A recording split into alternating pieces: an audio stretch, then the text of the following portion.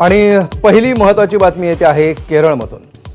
CMRL प्रकरणामध्ये ईडीकडून सुरू असलेल्या छापेमारी दरम्यान केरळचे माजी मुख्यमंत्री पिनराई विजयन यांच्या बेकरी जंक्शनमधल्या निवासस्थानाबाहेर मोठा गोंधळ उडाला। ईडीची तपासणी सुरू असतानाच संतप्त कार्यकर्त्यांनी परिसरामध्ये घोषणाबाजी करत आंदोलन केलं। विजयन यांच्या कार्यकर्त्यांनी ईडी अधिकाऱ्यांच्या गाडीवर हल्ला केला। संतप्त कार्यकर्त्यांनी अधिकाऱ्यांच्या गाड्यांच्या काचा फोडल्या।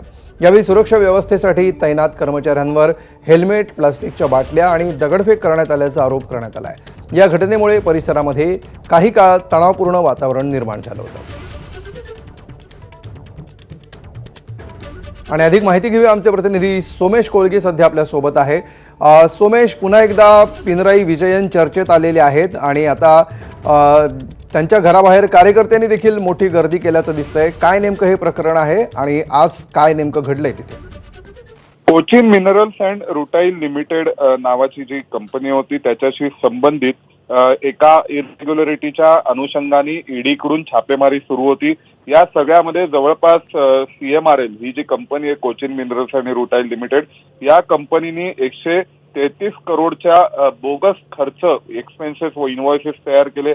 2012 ते 2019 मध्ये 133 करोडच्या खर्च हा अवैधरित्या अनियमितपणे दाखवण्यात आला। आणि या सगळ्यामध्ये केरळचे माजी मुख्यमंत्री पिनराई विजयन यांची मुलगी वीणा विजयन यांना काही साधारणपणे 1.72 कोटी इतके पैसे त्यांच्याशी संबंधित एका कंपनीला CMRL ने दिले, अशा स्वरूपाचा आरोप ईडीचा आहे। त्यामुळे ईडीच्या अनुषंगाने एक मोठा तपास सुरू आहे की सर्वसाधारण यात मनी लॉन्ड्रिंग झाले असण्याची शक्यता आहे आणि त्यामुळे prevention of money laundering act under ईडीकडून हा तपास सुरू होता। आणि ईडीकडून सुरू असलेल्या या तपासादरम्यान जी छापेमारी झाली, त्या छापेमारीच्या दरम्यान या प्रकारे पिनराई विजयन यांचे सगळे कार्यकर्ते हे प्रचंड आक्रमक झाले। ते पिनराई विजयन यांच्या इथे जे ईडीचे अधिकारी आलेले आहेत त्यांना विरोध करत होते। ईडीच्या अधिकाऱ्यांना मोठ्या प्रमाणावर विरोध हा कम्युनिस्ट पक्षाच्या कार्यकर्त्याकडून झालेला आहे। जे पिनराई विजयन यांचे कार्यकर्ते,